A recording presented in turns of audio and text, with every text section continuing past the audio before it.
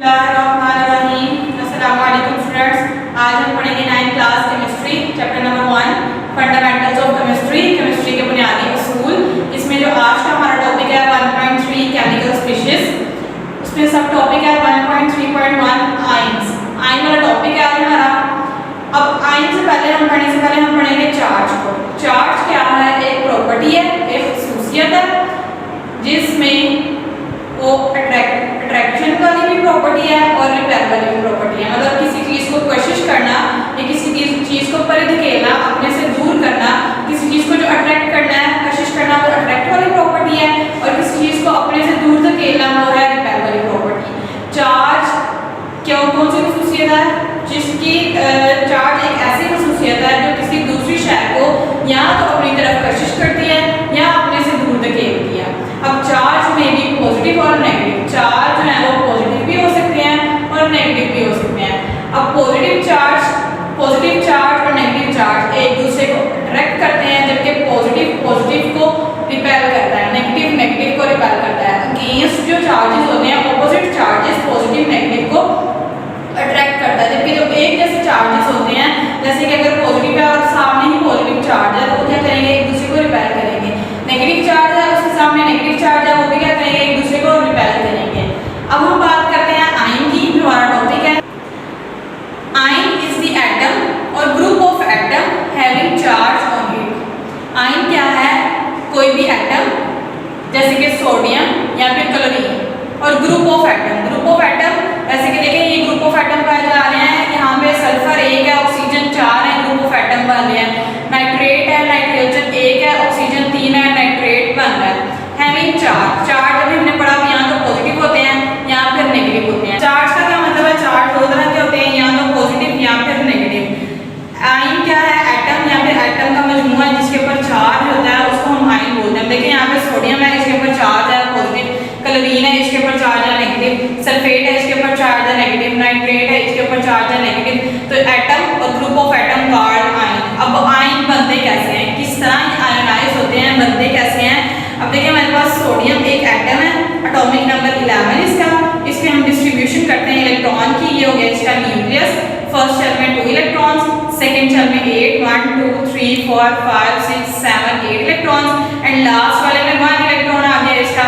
अब इसके पास 1 इलेक्ट्रॉन है, इसको 7 और चाहिए मजीद अपना ऑक्टेट कंप्लीट करने के लिए, लेकिन इसके लिए 7 देना बहुत मुश्किल काम है। तो अब ये क्या करेगा? अपना 1 इलेक्ट्रॉन लूज करेगा। किसको लूज करेगा? देखिए क्लोरीन है, क्लोरीन का एटॉमिक नंबर 17 है। डिस्ट्रीब्यूशन ऑफ इलेक्ट्रॉन किस तरह होगी?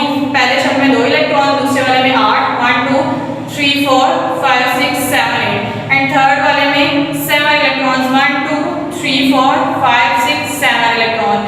अब इसके पास 1 इलेक्ट्रॉन की कमी है अपना ऑक्टेट कंप्लीट करने के लिए, तो सोडियम क्या करेगा? अपना 1 इलेक्ट्रॉन क्लोरीन को लूज कर देगा, दे देगा। तो जब अपना 1 इलेक्ट्रॉन ये लूज करेगा, तो इसका जो आउटर मोस्ट शेल है वो खत्म हो जाएगा यहाँ से सारा, और इसका जो इनर शेल है, जो सेकंड वाला शेल है, उसमें 8 इलेक्ट्रॉन पूरे हो जाएंगे और इसका जो ऑक्टेट है वो कंप्लीट हो जाएगा।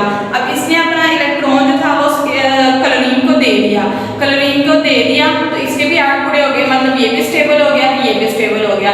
अब इनके ऊपर चार्जेस आते हैं। अब इसने दिया, लूज किया, तो इसके ऊपर पॉजिटिव चार्ज, इसने लिया है तो इसके ऊपर नेगेटिव चार्ज। पॉजिटिव और नेगेटिव चार्जेस किस तरह से आते हैं वो हम देखते हैं। Number of proton equal to number of electron. हमें पता है कि पॉजिटिव चार्जेस इक्वल होते हैं नेगेटिव चार्जेस के। अब सोडियम है, एटॉमिक नंबर 11, एटॉमिक नंबर मतलब नंबर ऑफ प्रोटॉन 11 है, मतलब इलेक्ट्रॉन भी कितने हैं? 11। पॉजिटिव चार्जेस 11 और नेगेटिव चार्जेस 11। सोडियम ने अपने वैलेंस शेल से 1 इलेक्ट्रॉन लूज कर दिया, तो इलेक्ट्रॉन कितने रह गए? 10 रह गए। तो इसमें पॉजिटिव चार्जेस 11 और नेगेटिव चार्जेस 10। तो पॉजिटिव चार्जेस ज़्यादा होने की वजह से प्रॉपर्टी किसकी शो होगी? पॉजिटिव चार्ज की शो होगी। तो इसकी वजह से सोडियम के ऊपर चार्ज क्या आ गया? पॉजिटिव, क्योंकि प्रोटॉन ज़्यादा हो गए हैं, इलेक्ट्रॉन कम हो गए हैं, ये उसके ऊपर डोमिनेट आ गया है, तो इसके ऊपर चार्ज क्या आ गया? पॉजिटिव। क्लोरीन की बात करें तो एटॉमिक नंबर है 17, मतलब positive charges equal to negative charges. Proton कितने हो गए? 17, इलेक्ट्रॉन भी हो गए 17।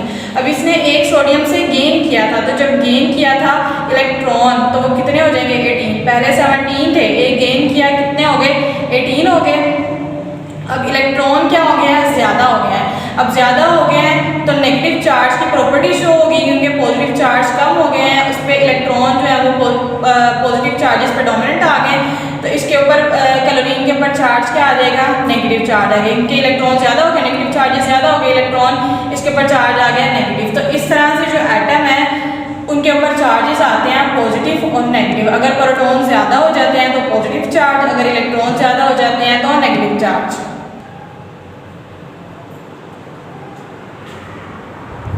अब हम पढ़ेंगे आयन की टाइप के बारे में, टाइप्स ऑफ आयन। आयन की कितनी इकसाम है, 2 इकसाम है, एक है केटाइन और एक है एनायन। अब केटाइन क्या, atom or group of atom having positive charge on it called cation, atom or group of atom having negative charge on it called anion. Atom या एटम का ऐसा मजमूआ जिसके ऊपर पॉजिटिव चार्ज होता है उसको हम बोलते हैं केटाइन। जैसे कि सोडियम है, इसके ऊपर क्या चार्ज आता है, पॉजिटिव। कैल्शियम के ऊपर क्या चार्ज आता है, पॉजिटिव। मैग्नीशियम के ऊपर क्या चार्ज आता है, पॉजिटिव। ये जो 1 2 और 2 शो हो रहा है, इसकी वैलेंसी को शो कर रहा है। कैल्शियम की वैलेंसी होती है +2, मतलब ये अपने वैलेंस शेल से 2 इलेक्ट्रॉन लूज करता है। मैग्नीशियम की वैलेंसी +2, अपने वैलेंस शेल से 2 इलेक्ट्रॉन को लूज करता है। सोडियम की वैलेंसी +1, मतलब अपने वैलेंस शेल से 1 इलेक्ट्रॉन को लूज करती है ये। एनायन एटम या एटम का ऐसा मजमूआ जिसके ऊपर नेगेटिव चार्ज होता है उसको हम बोलते हैं एनायन। जैसे कि क्लोरीन है, इसके ऊपर चार्ज क्या है, -1। अब -1 मतलब ये 1 इलेक्ट्रॉन को गेन करता है। ऑक्सीजन -2, 2 इलेक्ट्रॉन को गेन करता है। सल्फेट -2 मतलब 2 इलेक्ट्रॉन को गेन करता है। ये ग्रुप ऑफ एटम की बात आ गई। सल्फेट जो है वो ग्रुप ऑफ एटम है। अब इस तरह के जो एटम जिसमें 2 या 2 से ज़्यादा एलिमेंट आपस में मिलते हैं लेकिन उसके ऊपर चार्ज होता है, इसको हम रेडिकल का नाम भी देते हैं। अब हम देखते हैं कि हमने जो इसको इक्वेशन में कैसे एक्सप्रेस करना है, उसको कैसे एक्सप्रेस करते हैं हम। इस तरह देखिए, सोडियम है, अपना 1 इलेक्ट्रॉन लूज करता है और किस में आ जाता है, पॉजिटिव में, 1 इलेक्ट्रॉन लूज किया। अब हमने एरो के उस साइड पे लिखना है, जब किसी ने इलेक्ट्रॉन को लूज करना है मतलब निकाल दिया, तो हमने एरो के आगे की तरफ कर देना कि इसको हमने निकाल दिया। कैल्शियम है, अपने इलेक्ट्रॉन लूज करता है, कितने इलेक्ट्रॉन, 2 इलेक्ट्रॉन को लूज करता है, तो इसके ऊपर चार्ज आ जाता है +2। इसी तरह हाइड्रोजन है, हाइड्रोजन भी अपना 1 इलेक्ट्रॉन लूज करता है, तो इसके ऊपर चार्ज आ जाता है +1। अब हम बात करेंगे नेगेटिव चार्जेस की। जैसे कि क्लोरीन है, क्लोरीन क्या करता है, 1 इलेक्ट्रॉन गेन करता है, लेता है, तो इसके ऊपर चार्ज आ गया -। पहले क्लोरीन था, 1 इलेक्ट्रॉन गेन किया तो चार्ज आ गया -। ऑक्सीजन है, 2 इलेक्ट्रॉन को गेन करता है, क्योंकि इसके वैलेंस शेल में 2 इलेक्ट्रॉन की कमी होती है। गेन करने के रिजल्ट में इसके ऊपर चार्ज आ जाएगा +2। तो अब आपने एरो का ध्यान रखना है कि कहाँ पे आपने इलेक्ट्रॉन को आगे लिखना है, कहाँ पे पीछे लिखना है। पहले देखिए सोडियम इस फॉर्म में था, तो बाद में इस फॉर्म में आया, तो मतलब एरो के बाद में लिखना है। कैल्शियम पहले इस फॉर्म में था, बाद में इस फॉर्म में आया। हाइड्रोजन पहले इस फॉर्म में था, बाद में इस फॉर्म में आया, तो एरो के बाद ही लिखना है। यहाँ पे क्लोरीन पहले इस फॉर्म में था, बाद में इस फॉर्म में आया। ऑक्सीजन पहले इस फॉर्म में था, बाद में इस फॉर्म में आया। अब इलेक्ट्रॉन देखें, यहाँ पे हमने पहले लिखे हैं, यहाँ पे बाद में लिखे हैं, यहाँ पे हमने पहले लिखे हैं। जब किसी ने अपने इलेक्ट्रॉन को लूज कर देना है तो हमने उसको निकाल दिया, मतलब रिएक्शन से आउट हो गया, तो एरो के आगे की तरफ लिखना है। और अगर किसी ने गेन किया तो मतलब उसके अंदर आ रहा है, तो एरो के पीछे वाली साइड पे हमने इसको लिखना है। टेबल है 1.7 difference between atoms and ion. Atom और आयन के दरमियान में हमने डिफरेंस करना है। इसका फर्स्ट पॉइंट है, it is the smallest particle of an element. ये किसी एलिमेंट का सबसे छोटा पार्टिकल है। ज़ाहिर है, हमें पता है जब एटम आपस में मिलते हैं तो वो फिर क्या बनाते हैं, एलिमेंट। एलिमेंट का सबसे छोटा यूनिट क्या है, एटम। जब एटम आपस में मिलेंगे तो एलिमेंट बनाएंगे, तो एलिमेंट क्या है, बड़ा यूनिट है, और एटम जो है वो छोटा यूनिट है। आयन क्या है, it is the smallest unit of an ionic compound. Ion कब बनते हैं, जब इलेक्ट्रॉन गेन और लूज होते हैं, और हमें पढ़ा हुआ है हमने ionic compound. Ionic compound is the compound in which complete transferring of electron from one atom to other atom. जब एक एटम से दूसरे एटम में मुकम्मल तौर पर इलेक्ट्रॉन ट्रांसफर हो जाता है तो उसके रिजल्ट में जो बॉन्ड बनता है वो आयनिक बॉन्ड बनता है, आयनिक कंपाउंड बनता है। तो अब यहाँ पे देखें, हमने आयनिक कंपाउंड के बारे में भी हमने सोडियम और क्लोरीन की एग्जाम्पल की थी।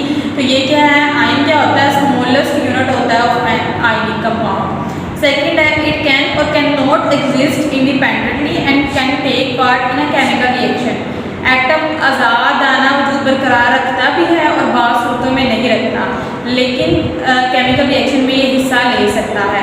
मतलब एटम जो है अगर उसके ऊपर चार्ज नहीं है, खाली अगर सोडियम है, क्लोरीन है, तो ये अकेला रह भी सकता है और नहीं भी रह सकता। मतलब केमिकल रिएक्शन में ये हिस्सा भी ले सकता है।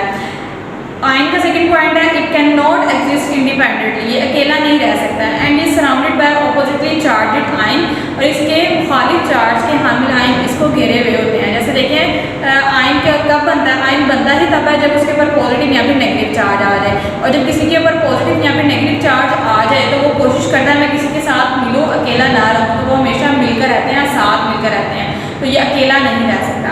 थर्ड पॉइंट है इट इज़ इलेक्ट्रिकली न्यूट्रल, ये न्यूट्रल होता है, मजमूई तौर पर इसके ऊपर कोई भी चार्ज नहीं होता है। एटम है उसके अंदर पॉजिटिव चार्जेस और नेगेटिव चार्जेस होते हैं, दोनों आपस में कैंसिल आउट होते हैं, तो होल एटम के ऊपर कोई चार्ज नहीं होता, मतलब वो न्यूट्रल होता है। न्यूट्रल मतलब नो चार्ज। आयन का it has a net charge either negative और पॉजिटिव ऑन इट, मतलब इसके ऊपर पॉजिटिव चार्ज भी होता है और नेगेटिव चार्ज भी होता है। मतलब अब हमने अभी पढ़ा है कि आयन बनता ही तब है जब उसके ऊपर पॉजिटिव चार्ज हो या फिर नेगेटिव चार्ज हो। अब हम बात करेंगे मॉलिक्यूलर आयन की। मॉलिक्यूलर आयन क्या होता है? व्हेन अ मॉलिक्यूल लूजेस और गेन एन इलेक्ट्रॉन, जब एक मॉलिक्यूल लूज करता है इलेक्ट्रॉन को या फिर गेन करता है। लूज करता है मतलब निकालता है, गेन करता है मतलब हासिल करता है। तो फिर क्या वजूद में आता है? मॉलिक्यूलर आयन वजूद में आता है। पहले हम मॉलिक्यूल को थोड़ा सा प्रीवियस लेक्चर में जो हमने किया था उसको हम रिवाइज कर लेते हैं। मॉलिक्यूल क्या होता है? जब दो या दो से ज़्यादा एलिमेंट इस तरह मिलते हैं कि उनके दरमियान में कोवेलेंट बॉन्ड बनता है, तो उसके रिजल्ट में जो मॉलिक्यूल कंपाउंड बनता है उसको हम बोलते हैं मॉलिक्यूल। अब मॉलिक्यूलर आयन, आयन क्या होता है? जब उसके ऊपर कोई भी एटम या ग्रुप ऑफ एटम जिसके ऊपर चार्ज होता है उसको हम बोलते हैं आयन। अब मॉलिक्यूलर आयन पर क्या मतलब? कोई भी मॉलिक्यूल जिसके ऊपर पॉजिटिव या फिर नेगेटिव चार्ज होगा उसको हम बोलेंगे मॉलिक्यूलर आयन। और वो चार्ज कब आता है? जब कोई भी एटम लूज करता है, मतलब अपने इलेक्ट्रॉन निकालता है या फिर गेन करता है या फिर हासिल करता है, तो उसके रिजल्ट में उसके ऊपर चार्ज आ जाता है। तो इस तरह के हम जो मॉलिक्यूल है उसको हम बोलेंगे मॉलिक्यूलर आयन।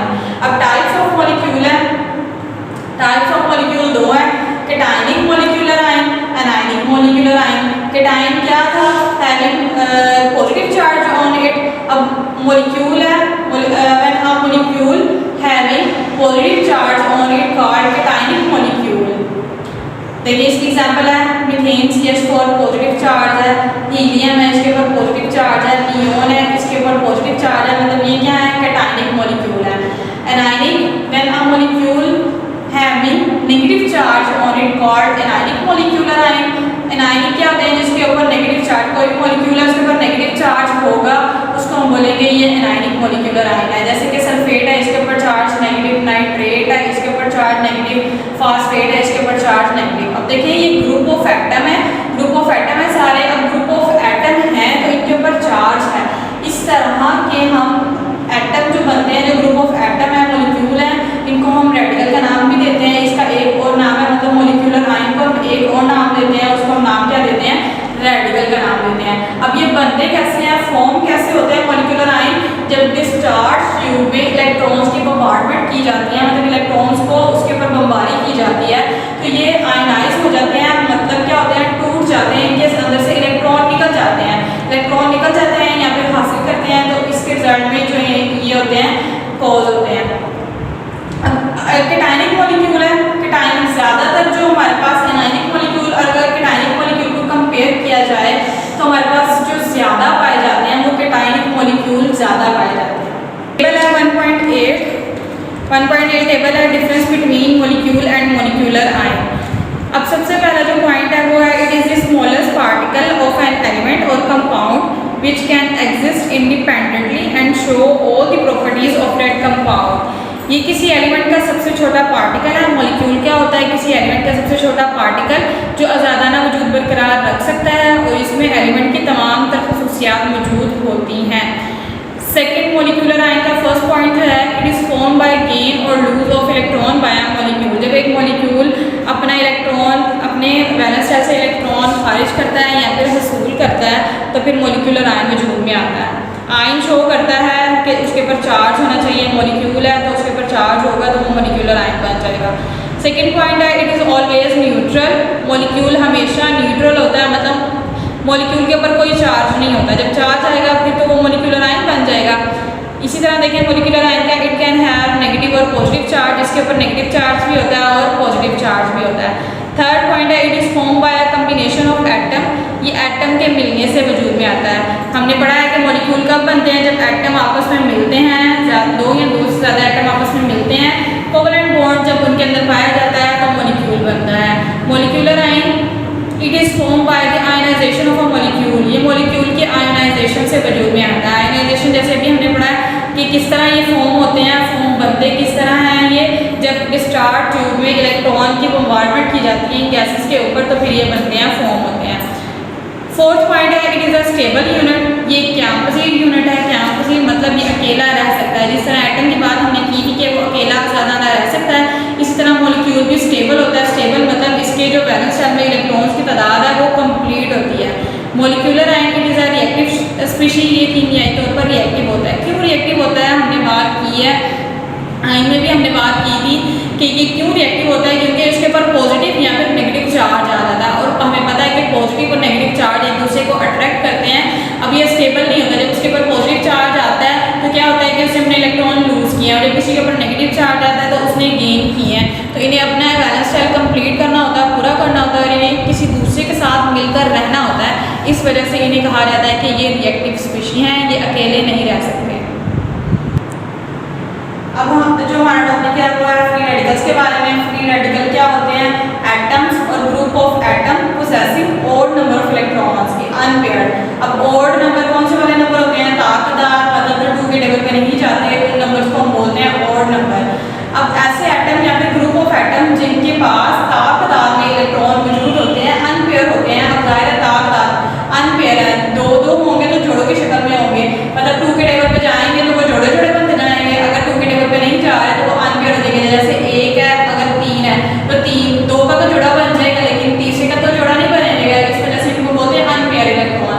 और इसका सिंबल है एक डॉट से, इसको हम जाहिर करते हैं, एक अलामत, इसके ऊपर जो अलामत क्या है इसकी, एक डॉट हम उसके ऊपर लगा देते हैं एटम के ऊपर या फिर ग्रुप ऑफ एटम के ऊपर।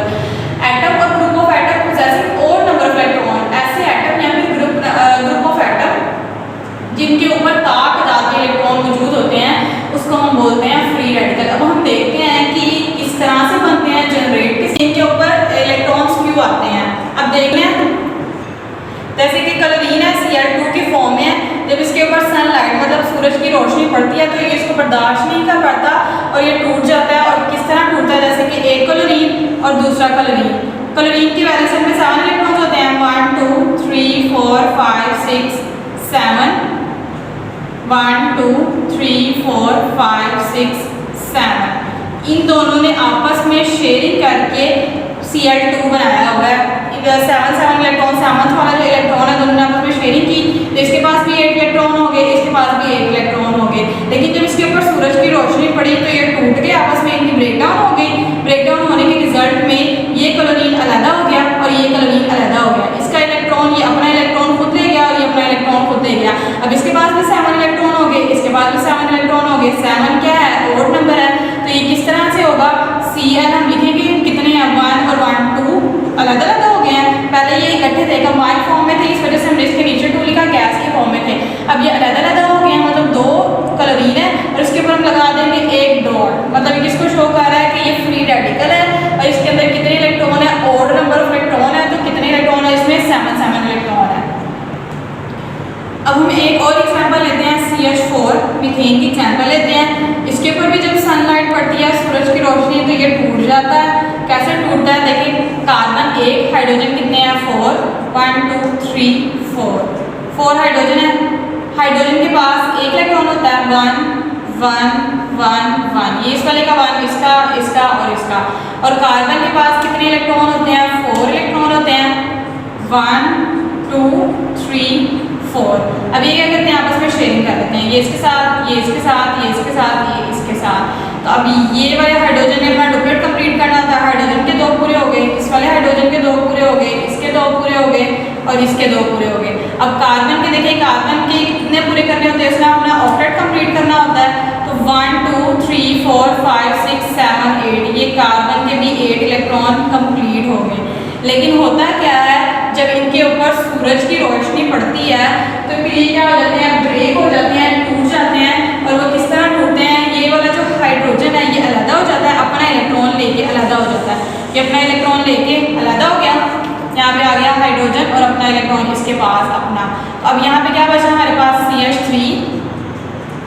और कार्बन के पास एक इलेक्ट्रॉन है। कार्बन के पास कितने इलेक्ट्रॉन हो गए? 1 2 3 4 5 6 7 इलेक्ट्रॉन हो गए इसके पास। तो इसके ऊपर क्या हम एक डॉट लगा देंगे, मतलब अलामत लगा देंगे इसकी फ्री रेडिकल की। अब यहाँ पे क्या हो गया? CH3 ऊपर एक डॉट आ जाएगा, प्लस हाइड्रोजन है इसके ऊपर भी एक डॉट आ जाएगा। इसके पास एक इलेक्ट्रॉन जो था वो कमी है कार्बन के पास, तो कार्बन फ्री रेडिकल बन गया। और हाइड्रोजन के पास भी एक इलेक्ट्रॉन है, तो और नंबर ऑफ इलेक्ट्रॉन इनके पास 7 इलेक्ट्रॉन कार्बन के पास और इसके पास 1 इलेक्ट्रॉन। तो इस तरह जो है वो जनरेट होते हैं फ्री रेडिकल, और इनके ऊपर रिजल्टेंट हम एक डॉट लगा देते हैं। ये शो करते हैं फ्री रेडिकल ये बने हुए हैं, किसकी वजह से बने हैं? सनलाइट की वजह से बने हुए हैं। इनकी होमोलैटिक ब्रेकेज हो जाती है, मतलब अपने ही इलेक्ट्रॉन में ये अपने ही एटम में ये टूट जाते हैं। तो इस तरह जो है वो फ्री रेडिकल बनते हैं। टेबल है 1.9 difference between ion and free radical. First point है इसका, these are the atoms which bear some charge. Ion ऐसे एटम है जिन पर चार्ज होता है। आयन के बारे में भी हमने पढ़ा था, आयन कब बनते हैं? जब इनके ऊपर चार्ज होता है। Free radical, these are the atom that have odd number of electron. ये इसकी डेफिनेशन थी। फ्री रेडिकल ऐसे एटम या एटम का मजमूआ होते हैं जिनके ऊपर तादाद में इलेक्ट्रॉन होते हैं और इनके ऊपर कोई भी चार्ज नहीं होता। हमने अभी एग्जाम्पल देखी है, देखिए हमने उसके ऊपर कोई भी चार्ज नहीं लगाया। सेकेंड पॉइंट है, दे एग्जिस्ट इन सोल्यूशन और इन क्रिस्टल लेवल्स। आयन जो है वो क्रिस्टल की शक्ल में भी रह सकते हैं सोल्यूशन में। अब किस तरह? अगर हम एक ग्लास लें, उसके अंदर हम NaCl नमक डाल दें तो वो क्या हो जाएगा? Na अपने में टूट जाएगा, क्लोरीन टूट जाएगा, NaCl टूट जाएंगे दोनों, तो वो किस फॉर्म में आ जाएंगे? आयन की शक्ल में आ जाएंगे। जबकि जो फ्री रेडिकल है, they can exist in solution as well as in air. ये सोल्यूशन में भी रह सकते हैं और हवा में भी रह सकते हैं, मतलब ये नहीं टूटते क्योंकि इनकी पहले ब्रेक डाउन हुई होती है। थर्ड वाला पॉइंट है, there formation is not affected by the presence of light. Ion जब बनते हैं उसके लिए सूरज की रोशनी का होना या फिर किसी भी लाइट का होना ज़रूरी नहीं है। रोशनी की मौजूदगी इनके बनने के ऊपर कोई भी असरअंदाज नहीं होती, क्योंकि जब हमने आयन वाला टॉपिक पढ़ा था हमने ऊपर उस टॉपिक में हमने इस बारे में लाइट के बारे में कुछ भी नहीं पढ़ा था। हमने पढ़ा था आयन फॉर्म कैसे होते हैं, जब इनके वैलेंस